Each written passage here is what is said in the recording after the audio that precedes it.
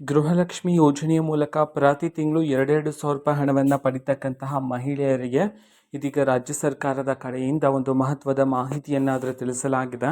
ಹಾಗಿದ್ರೆ ಬನ್ನಿ ಇದರ ಬಗ್ಗೆ ಸಂಪೂರ್ಣವಾಗಿ ಮಾಹಿತಿಯನ್ನು ಈ ವಿಡಿಯೋದಲ್ಲಿ ನಾವು ತಿಳ್ಕೊತಾ ಹೋಗೋಣ. ವಿಡಿಯೋವನ್ನು ಸ್ಟಾರ್ಟ್ ಮಾಡ್ತೀನಿ. ಅದಕ್ಕಿಂತ ಮೊದಲು ನೀವಿನ್ನೂ ನಮ್ಮ ಚಾನೆಲ್ಗೆ ಸಬ್ಸ್ಕ್ರೈಬ್ ಮಾಡದೇ ಇದ್ರೆ ಈ ಕೂಡಲೇ ಚಾನೆಲ್ಗೆ ಸಬ್ಸ್ಕ್ರೈಬ್ ಮಾಡ್ಕೊಳ್ಳಿ ಮತ್ತು ಲೈಕ್ ಮಾಡಿ. ಬನ್ನಿ ಈಗ ನಾವು ಮಾಹಿತಿಯನ್ನು ತಿಳ್ಕೊತಾ ಹೋಗೋಣ.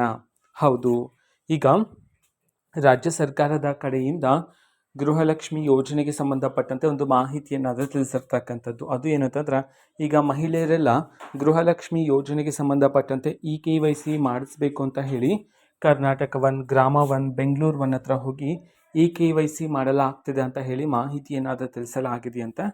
ಆ ಕಾರಣದಿಂದಾಗಿ ಈಗ ರಾಜ್ಯ ಸರ್ಕಾರದ ಕಡೆಯಿಂದ ತಿಳಿಸಿರ್ತಕ್ಕಂತಹ ಮಾಹಿತಿ ಪ್ರಕಾರ ಮಹಿಳೆಯರು ಯಾರೂ ಸಹ ಈಗ KYC ಮಾಡ್ತಕ್ಕಂಥ ಅವಶ್ಯಕತೆ ಇಲ್ಲ. ಸರ್ಕಾರದ ಸೂಚನೆಯ ಮೂಲಕ ಮಾಡಬೇಕಾಗಿರುತ್ತೆ. ಇನ್ನೂ ಸಹ ಸರ್ಕಾರದ ಕಡೆಯಿಂದ ಘೋಷಣೆ ಮಾಡಿಲ್ಲ.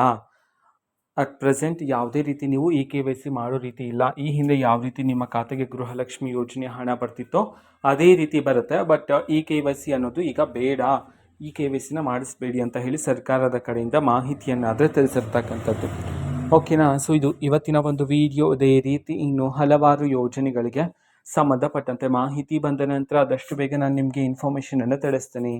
ಅದಕ್ಕೋಸ್ಕರ ಚಾನೆಲ್ಗೆ ಸಬ್ಸ್ಕ್ರೈಬ್ ಮಾಡ್ಕೊಳ್ಳಿ ಮತ್ತು ಇನ್ಫಾರ್ಮೇಷನ್ ಇಷ್ಟ ಆಗಿದ್ರೆ ನಿಮ್ಮ ಫ್ರೆಂಡ್ಸ್ ಆ್ಯಂಡ್ ಫ್ಯಾಮಿಲಿ ಮೆಂಬರ್ಸ್ಗೂ ಸಹ ವಿಡಿಯೋವನ್ನು ಶೇರ್ ಮಾಡಿ. ಜೊತೆಗೆ ಚಾನೆಲ್ಗೆ ಸಬ್ಸ್ಕ್ರೈಬ್ ಮಾಡಿಕೊಂಡು ಸಪೋರ್ಟ್ ಮಾಡಿ.